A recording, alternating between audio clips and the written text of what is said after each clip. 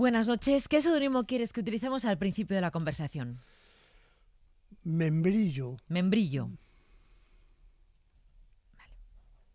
Arrancamos en la orilla del mar, nos vamos a despedir después en un faro y os pregunto siempre por vuestra relación con el mar. ¿Cómo es tu relación con el mar? Muy estrecha, la verdad es que el mar me encanta, he estado mucho en el mar, vivo relativamente cerca del mar, pero paso probablemente 4 o 5 meses al año a la orilla del mar.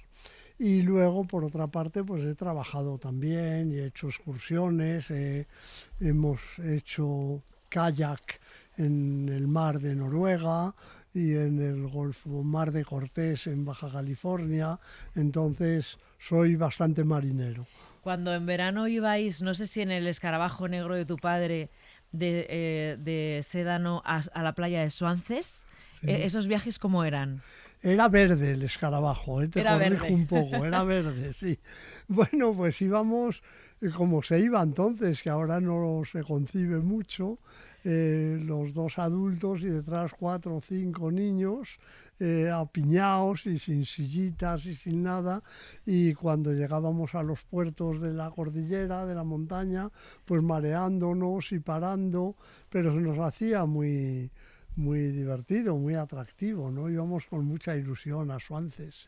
Tú si te imaginas de pequeño, ¿te imaginas fascinado por algo concreto de la naturaleza? Digo, por las mariposas, por los escarabajos, por los pinos de los pinares que hay en Valladolid, o de la tierra de Campos. ¿Tú de qué te recuerdas fascinado de pequeño, algo vinculado con la naturaleza? Bueno, nosotros éramos muy naturalistas, pero muy seguidores de nuestro padre. Y entonces él era cazador y pescador. Y a nosotros nos gustaban pues las truchas, los cangrejos, en el mar las lubinas que se pescaban en Suances y en el campo pues también a mi padre le gustaba coger grillos y teníamos una grillera en casa y oíamos el cri, cri, cri de los grillos, Ah, pero sí. también los grillos, las codornices, en fin, mucho más eso que especies más raras o menos abundantes y en general más animales que plantas. Cuando has citado lo de la pesca, ¿acompañabas a tu padre a pescar? Yo fui muy pescador de truchas de muy joven, de los 14 a los 20 años o así, y luego en Suances también, pero ahí más pequeño todavía, con 7 años yo iba a pescar al malecón con mi caña y todos lanzaban muy lejos el cebo y yo llegaba poco, pero si algún día las lubinas estaban cerquita, pues yo las pescaba y les maravillaba a todos. Generalmente era el que menos pescaba, ¿eh? Pero claro, el día que ese niño saca una lubina. Claro, claro, no. Un día recuerdo que yo saqué tres y los demás nada, y yo ya me daban cuenta a los 7 años que es que ellos pescaban en otro sitio, que lanzaban mucho más lejos y que las lubinas debían estar cerquita. ¿Qué tiene que ver la pesca con la lentitud, con la pausa, con la calma? Son distintas pescas, hay distintas maneras de pescar. La pesca que hacíamos en Suances era calmada, era de poner la caña y esperar y estar tranquilo y aprovechar para mirar, charlar o los mayores fumar un cigarro, cosas de esas, ¿no? Luego ya la pesca de las truchas es dinámica, es andando, es moviéndote y a mí esa me gustaba Ajá. más que estar en un sitio pacientemente esperando. La otra pesca tiene un poco más de caza, que tú vas moviéndote pensando dónde puede estar la trucha o la lubina, pues yo creo que allí intentabas lanzar allí y si no estaba te ibas a otro sitio, te mueves mucho, ¿no? Me admira, pero yo lo he hecho poco, la pesca de los que se sientan en una silla y están 2 o 3 horas y a lo mejor no pica ningún pez, pero Sí, están allí tranquilos mirando sí, el mar, ¿no? sí, sí. ¿Siempre quisiste ser biólogo? No, no sabía que existía la carrera de biólogo. O sea, en Valladolid no sabíamos que había biología como carrera y de hecho yo soy la 13 promoción. O sea que Cuando yo era niño no existía, había una carrera que se llamaba Ciencias Naturales, pero tampoco sabíamos que existía. No conocíamos a nadie que hubiera estudiado Ciencias Naturales ni Biología. Yo de niño quería ser ingeniero de montes, y de niño y de joven, de adolescente, porque era lo que nos parecía más cercano a la naturaleza. Los ingenieros de montes te daban la licencia de pesca y la licencia de caza y repoblaban con pinos y bueno, entonces esa era mi aspiración. Y hasta primero de carrera, que se hacía en Valladolid, no supe a través de un catedrático de biología que venía de Barcelona, se llamaba José Planas, y me llamó y me dijo, ¿a ti qué te gusta? Y se había hecho amigo de mi padre, y me dijo, tú lo que quieres eres biólogo, pero no lo sabes.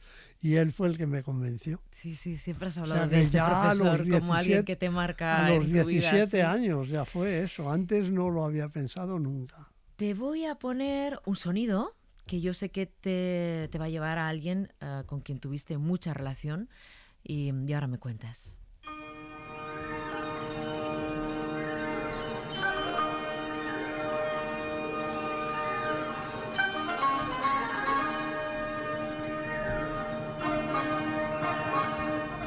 Amanece en cualquier agreste serranía de la mitad sur de la península ibérica. Se retiran los cazadores de la noche. Inician la jornada de caza los depredadores y carroñeros diurnos.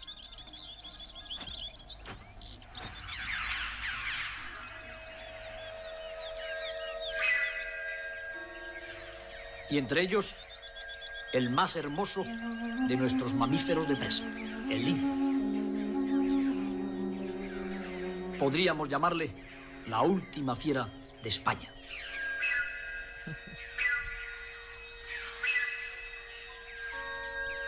El gran gato acaba de dejar el lugar secreto donde ha pasado parte de la noche.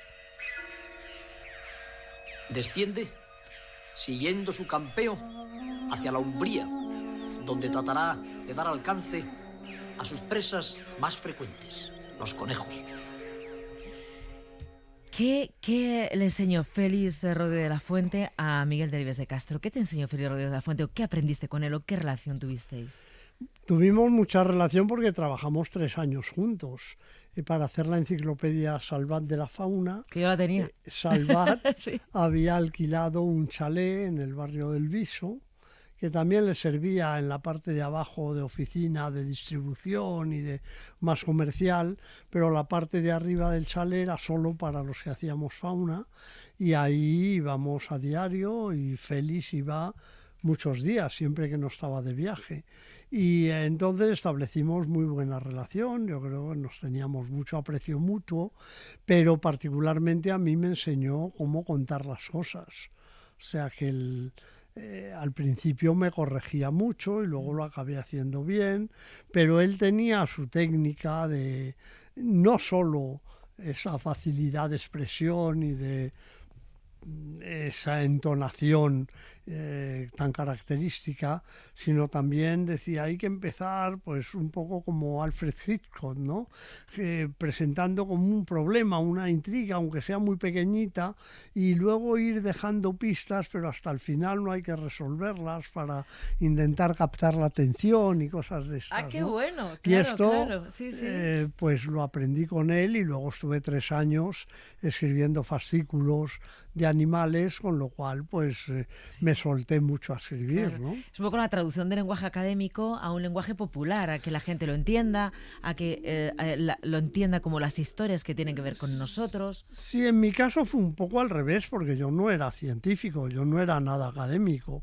Fue el mismo día que acabé la carrera, el día que hice el último examen, recibí la llamada de una secretaria de Rodríguez de la Fuente para ofrecerme trabajar con él.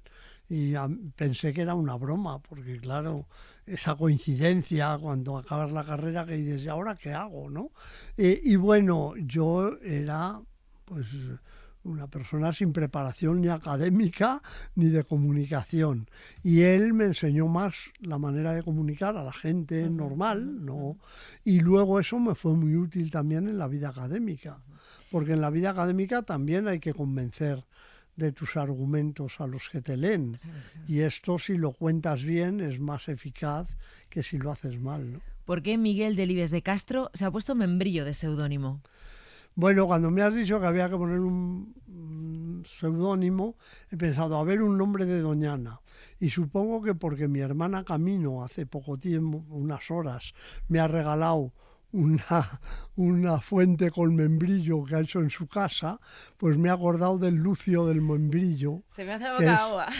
El Lucio del Membrillo es una laguna en Doñana que ha estado seca muchos años, porque no llovía, y ahora cuando ha llovido en octubre ha cogido agua. Y le llaman membrillo, parece porque el nombre venía de lebrillo, porque brillaba. Qué bonito, todo tiene sentido, ¿eh? Y tiene muchos flamencos y es muy bonito. Entonces el Lucio del Membrillo y el membrillo que fabrica, el dulce de membrillo que fabrica mi hermana Camino. Miguel, te he traído el sonido de Doñana. Tú llegas en el año 72. No sé si Doñana sonaba así, esto es un sonido de Carlos de Ita, que ha grabado Carlos de Ita, o esto eran otros tiempos. Vamos a escucharlo, me dices. Y lloviendo, ¿eh?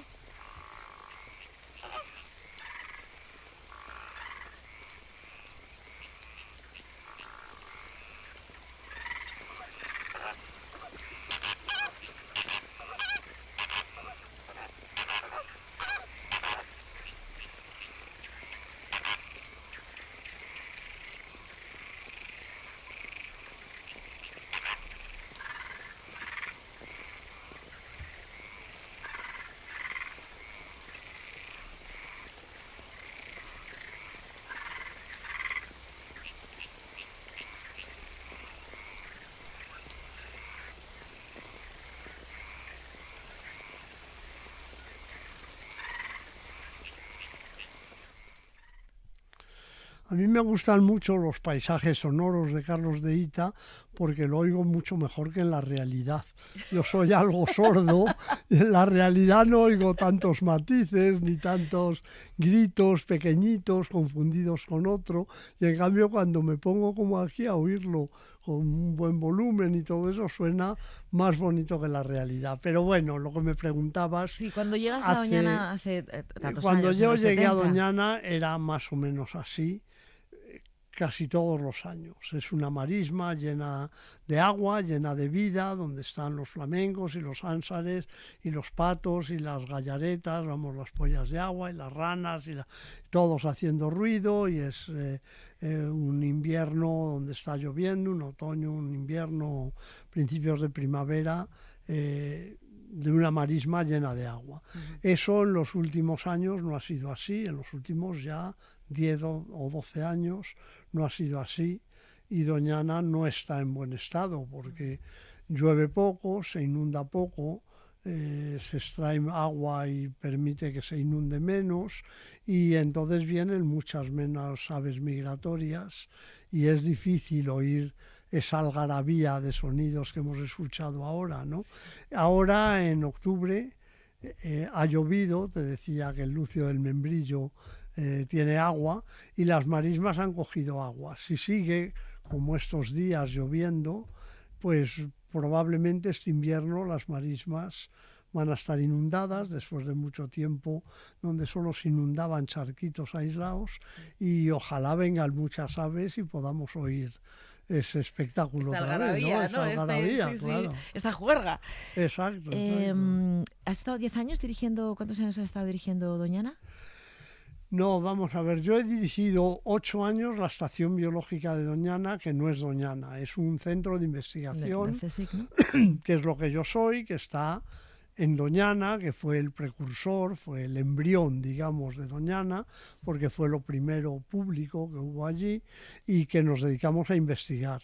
Y luego he estado 13, me parece, 11, como presidente del Consejo de Participación de Doñana, que tampoco es Doñana, pero eso sí que ya tiene que ver con el conjunto y es un órgano de debate y asesor para intentar llegar a acuerdos, ¿no? O sea, por un lado 8, por otro 11, pues unos Casi 20 años. Sí. En estos 20 años, ¿has notado claramente los efectos del cambio climático? Hablabas del lucio del membrillo, que ha llegado a estar seco y con unos cuantos charquitos, o seco del todo, eso en muy poco tiempo, en apenas 2 décadas. Sí, a mí me llama mucho la atención. No, yo he estado en Doñana 50 años. Sí, o sea, sí, claro, desde los 70, lo claro. que comparo yo interiormente, para mí íntimamente, es hace 50 años y ahora. Eso, es lo que ha vale. pasado en 50 años. Sí. ¿no? Realmente, si tengo que poner un cambio más reciente, serían los últimos 10 o así, donde se ha acelerado mucho el proceso de calentarse y secarse Doñana. Pero sí que ha cambiado desde hace 50 años. Lo he comentado no hace mucho, cuando yo viví en el Palacio de Doñana, que es dentro de Doñana, en los 70, la temperatura media anual era unos 16 grados y medio, así, no llegaba a 17. Y en 2023 ha sido 19,3. O sea, casi 3 grados más en 50 años, que es una barbaridad, claro. Cuando En tan poco hablamos tiempo, claro. del cambio climático mundial, aspiramos a que no suba 1,5 grados, y haya subido 3, ¿no? Y luego llueve menos. Antes podía venir un año de sequía, pero teníamos casi la certidumbre de que al año siguiente llovería. Y ahora hemos estado 11 años sin lluvia, ¿no? Y cuando caen torrenciales, lluvias Sí, torrenciales, es cierto, como estamos sí. viendo estos días. Vamos a hablar del libro Gracias a la vida, que me ha encantado, porque además es verdad que los otros libros, había un par de libros así un poco más catastrofistas, ¿no? La naturaleza en peligro, la tierra herida, pero es que este es de agradecimiento a la tierra. Y quiero que nos centremos en algunas cosas, porque a mí me ha dejado muy tranquila leerlo, Gracias a la vida. Yo también he sentido esa necesidad de agradecer lo que tenemos, de agradecer a las lombrices, a los hongos, a las malas hierbas, a los murciélagos, a todo eso que uno decía, pero ¿para qué sirven? Y ahora vamos a hablar de eso. Pero querría que escucháramos un fragmentito del discurso que dio tu padre Miguel Delibes cuando en el ingreso en la Academia de la RAE. Un fragmentito. Mis personajes hablan poco, es cierto, pero no son asociales, insociables ni insolidarios, sino solitarios a su pesar. Ellos declinan un progreso mecanizado y frío, es cierto, pero simultáneamente este progreso los rechaza a ellos. Un progreso competitivo, donde impera la ley del más fuerte, dejará ineluctablemente en la cuneta a los viejos, los analfabetos, los tarados y los débiles. De esta manera son muchas las criaturas y pueblos que por expresa renuncia, o porque no pudieron, víctimas de un desarrollo tecnológico implacable, han dejado pasar el tren de la abundancia y han quedado marginados. Porque si la aventura del progreso, tal como hasta el día la hemos entendido, ha de traducirse inexorablemente en un aumento de la violencia y la incomunicación, de la autocracia y la desconfianza, de la injusticia y la prostitución de la naturaleza, de la explotación del hombre por el hombre y la exaltación del dinero, en ese caso yo gritaría ahora mismo con el conocido protagonista de una canción americana: que pare en la tierra, quiero apearme. Año 75. Él lo escribe en el 74, creo, lo lee en el 75.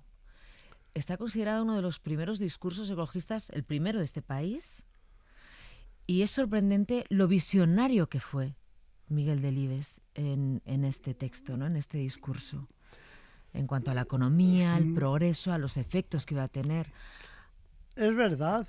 Yo creo que ahora percibimos mucho mejor que lo que hemos llamado progreso hasta la mitad del siglo pasado, los años 60, 70, al menos en el mundo occidental, no puede mantenerse, es insostenible, y ahora sabemos con argumentos científicos que hay que parar la tierra, un poco como dice él, ¿no? Que tenemos que pararnos, disfrutar con menos cosas, no aspirar a seguir creciendo y produciendo y vendiendo más cada vez, ¿no? Y esto que entonces se percibía más o menos débilmente, y ahora es más general, mi padre tenía esa sensación de que ocurría desde antes, porque él decía en el discurso, que cuando escribió El Camino en 1950, por ejemplo, sí, ya pensaba que la felicidad de un niño de 10 años era quedarse en su pueblo, con su pandilla, con sus amigos, con las cosas del pueblo, y no irse a progresar estudiando interno en la ciudad, ¿no? Eso se consideró muy antiguo, que era muy conservador, que no. Y él quería defender con este discurso que eso era una forma de decir que podíamos ser felices conformándonos con menos cosas, y sin necesidad de estar siempre conquistando más, ¿no? Y bueno, pues lo expresó ahí, por eso se llamaba El sentido del progreso desde mi obra, hablando de su obra, y efectivamente pues muchas de sus expresiones están adelantadas 30 años a su tiempo, ¿no? Vamos a escuchar el Gracias a la vida de Violeta Parra, en la voz de Violeta Parra, porque ha tenido miles de versiones. Y ahora me cuentas, ¿por qué lo vinculas con Violeta Parra? En la introducción del libro haces alusión al suicidio de Violeta Parra al año, creo, de haber escrito y compuesto esta canción. Y yo decía, no es un libro nada catastrofista, porque no lo es, Gracias a la vida, no lo es. Pero sí es... sí deja claro que podríamos estar ante una especie de suicidio con respecto a la naturaleza, ¿no? Y entonces la escuchamos, la canción, que es bellísima, y ya pasamos a hablar del libro Gracias a la vida.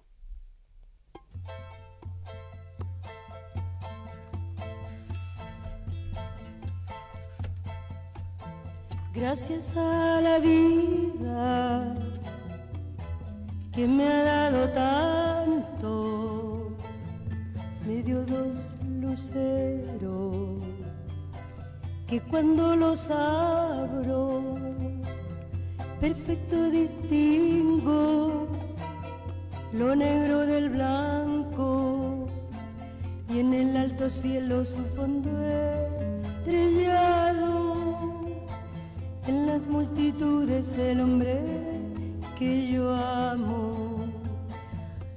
Escribe Miguel Delibes de Castro en Gracias a la vida, este libro publicado por Destino. El subtítulo es La naturaleza indispensable. Dice, recordemos que solo un año después de componer Gracias a la vida, esa celebración de la existencia, Violeta Parra se suicidó. Algo de lo que recibía de la vida falló y decidió que no merecía la pena seguir. Destruyendo la naturaleza, la humanidad está en trance de suicidarse también, aunque nos cueste admitirlo y ocurra muy a nuestro pesar. Chubasco y la voz tan tierna de mi bien amado. Miguel, fíjate que hablamos de todo en los medios de comunicación, hablamos muchísimo de todo, de cualquier tema, y poquísimo de naturaleza. Muy poco de naturaleza, y en la tele también muy poco de naturaleza. Yo creo que es necesario, bueno, me conformaría con que después de leer este libro la gente se diera cuenta de que la naturaleza está haciendo cosas que nos rodea y hace cosas que nos vienen bien y algunas mal. Hemos puesto el énfasis en 2000 años o 10.000 años o más en las que nos hacen mal. Por eso decimos qué malos son los mosquitos, qué malos son los microbios, qué malos son, sin considerar que la mayoría son buenos y los necesitamos, que malos son en general unos pocos, ¿no? A mí me gustaría que se hablara más de naturaleza en este sentido, explicando no solo que es bonita, como puede ser un escenario en un teatro, que dices, qué bonito es el atrecho, qué bien está hecho, sino que son actores que están haciendo cosas.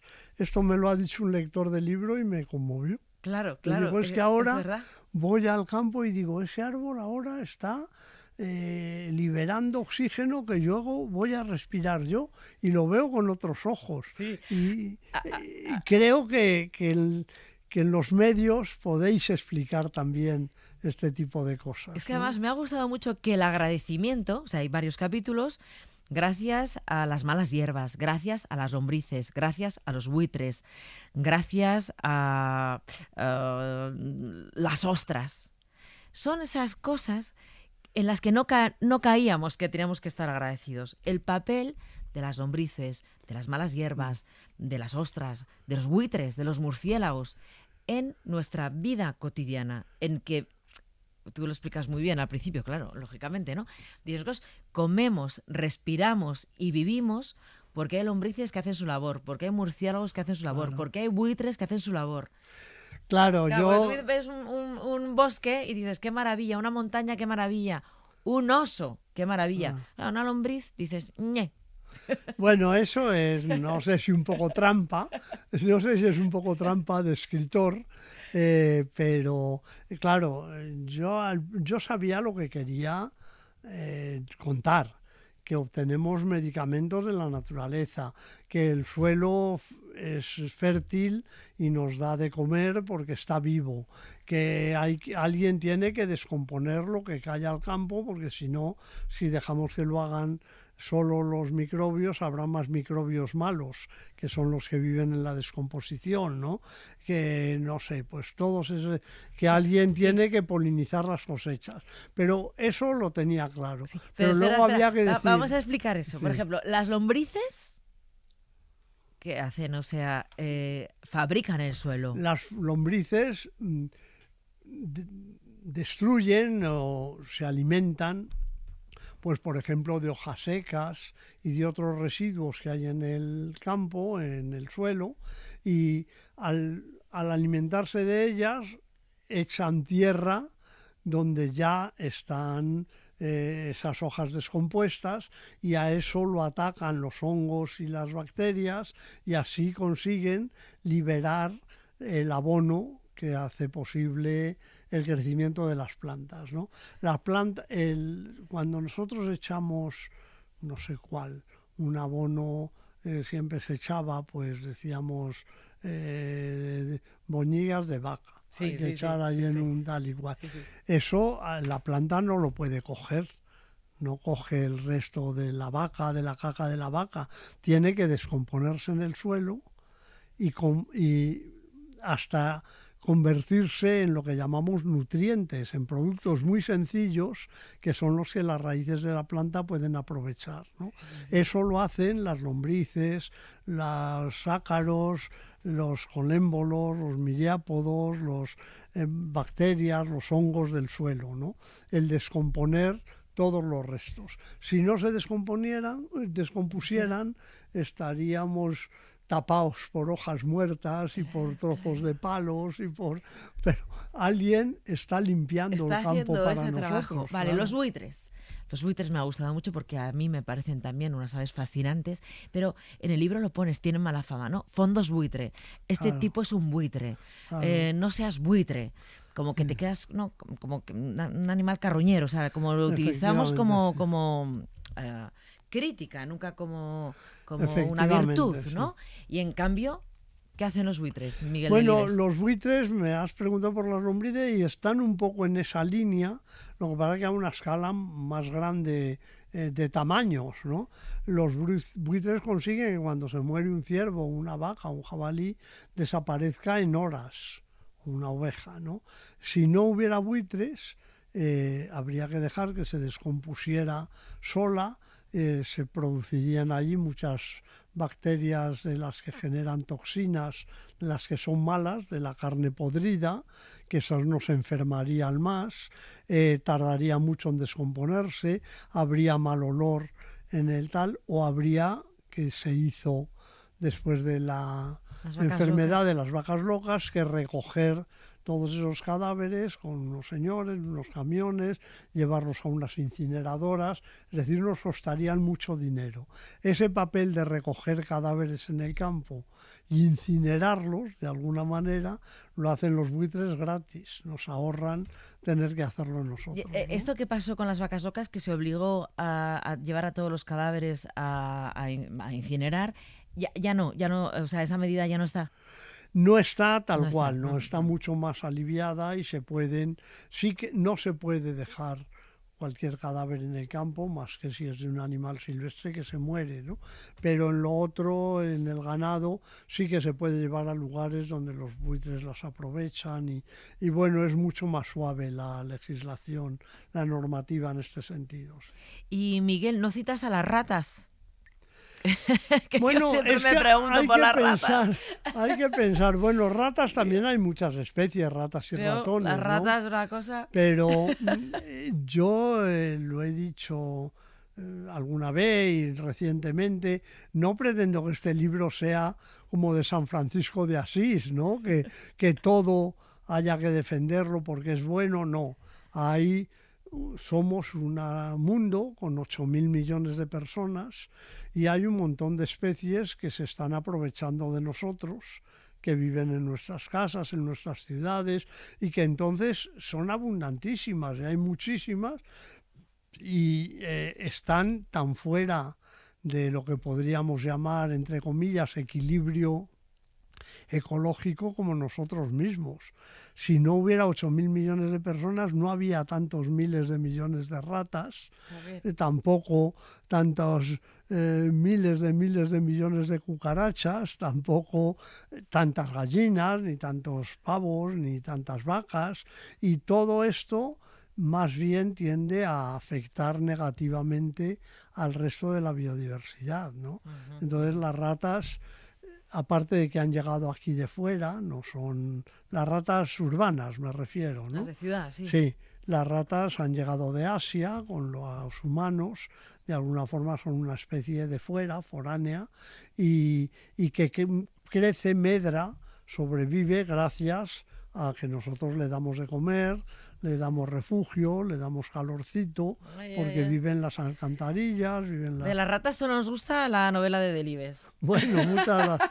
Esas eran ratas de agua, que esa es otra cosa. Y es verdad que este libro lo escribiste porque, no sé esa historia cómo es.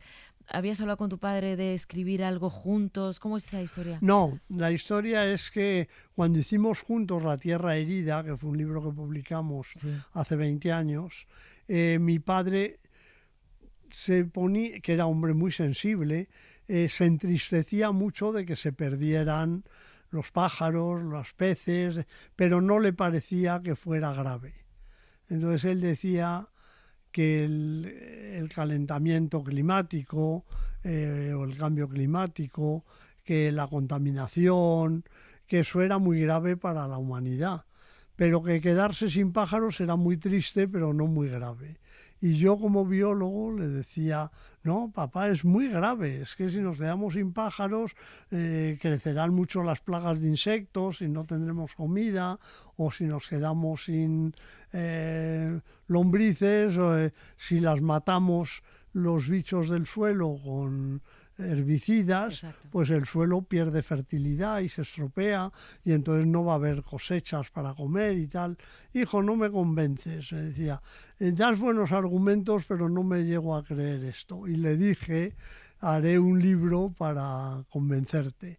Pero luego él se murió, yo no lo hice, lo he hecho muchos años después, pero me alegra haber sido capaz de hacerlo y pienso mucho en mi padre con este libro, ¿no? Sí. Y yo te agradezco mucho que lo hayas escrito, porque por muchas cosas, porque he aprendido mucho leyéndolo. Esto que decías de aprender a contar, claro, ya hace muchísimo tiempo que escribes y Miguel Delbes de Castro es una autoridad en el mundo de la biología pero es que la forma que tienes de narrar es muy atractiva, ¿no?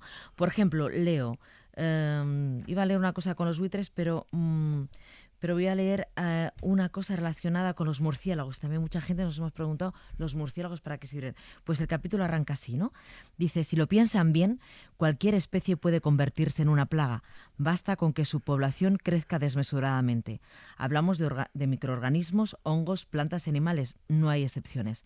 El más inocente de los árboles que se reprodujera sin limitaciones podría acaparar los recursos que necesitan los demás e invadir nuestras huertas y propiedades. No, estamos diciendo, podría ocurrir esto, ¿no? Cuidado, porque si hay una plaga inmensa, nos invaden, como no antes, como los extraterrestres. Claro, sí. No, es verdad, sí. Bueno, eso es un poco, si lo queremos ver, lo que hemos hecho nosotros con todo el resto de la naturaleza, ¿no? La hemos invadido. La plaga somos nosotros, claro, exactamente. Nosotros hemos conseguido crecer sin limitación. Sí. Yo cuando ahí digo microorganismo, hongo, planta, animal, no hay excepciones, tampoco nosotros. Claro. Hemos conseguido acaparar más de la mitad de todos los residuos de la Tierra, una sola especie que somos nosotros. Pero eso, si otra especie se escapara de sus controles, podría llegar a hacerlo también. Lo que pasa es que no se escapa. O sea, ¿somos la peor plaga? ¿El ser humano es la peor plaga del planeta? O la mejor si lo ves como plaga. La plaga más exitosa somos nosotros, desde luego. ¿Pero es también la más dañina? ¿O es catastrofista esto que yo digo? Bueno, es que un poco de catastrofismo hay que hacer. Yo sostengo que este libro quiere ser optimista, transmitir fascinación ilustrada, si se puede llamar así, no tanto la que transmiten, que es muy importante. O sea, yo creo que hay 3 niveles para convencer de que hay que conservar la naturaleza. Una fascinación más sensible, sentimental, artística, que es la poesía, es un cuadro bonito, es un placer estético, si se puede llamar así. Me parece muy importante. Otra fascinación racional, que es saber, madre mía, pero ¿cómo iba a imaginar yo que los murciélagos de una cueva de Estados Unidos se comen 23 millones de insectos en una sola noche, ¿no? Dices, bueno, es asombroso. Sí. Y luego una tercera, que es el miedo, es avisar de lo que puede pasar. Realmente los medios de comunicación y probablemente los científicos también usamos sobre todo el miedo. Decir vamos al desastre, el colapso, cerca del suicidio colectivo, cosas de estas, ¿no? Los artistas sensibles con la naturaleza emplean el primero y yo creo que hay un poco déficit de este segundo, que es transmitir fascinación con conocimiento, no tanto con belleza o no solo con belleza, sino con conocimiento. Por eso también escoger especies que no son especialmente bonitas, si se puede llamar así, ¿no? Es verdad que ese capítulo, se me olvidó mencionar ese capítulo, el de los murciélagos, cuando cuentas que los murciélagos en una sola noche se comen 23 millones de mosquitos, es que los estás viendo el peliculón. Y la cantidad de mosquitos que habría si no hubiera murciélagos. Claro. Bueno, nos vamos a despedir, Miguel Delibes de Castro. Nos vamos a ir a un faro. Me gustaría que me dijeras con quién te gustaría estar en un faro, encontrarte o reencontrarte. Y si quieres, escuchamos completa la canción de Violeta Parra, que hemos escuchado un fragmentito, Gracias a la vida, para cerrar la entrevista. Entonces, ¿con quién te gustaría encontrarte o reencontrarte? Bueno, sin duda ahora mismo con gente de mi familia, básicamente, pero ahora mismo los que más me enternecen son mis nietos, que tengo 3, 2 niñas de 7 y 4 años y un niño de 1 año y medio, y son los que más se asombran todavía con la naturaleza, con el mar. Cuento a menudo de mi nieta de Sevilla, que tenía entonces 3 años, casi 4, llovió mucho un día, se inundaron sus columpios y la bajé de la mano a verlo. Me miró asombrada y me dijo, ¿es agua salada? Porque le parecía al mar, ¿no? Esa fascinación de los niños, que les puedes contar historias, que me piden, abuelo, cuéntanos historias de piratas, y siempre empiezan y acaban en el mar, pues son las que con las que sueño ahora, ¿no?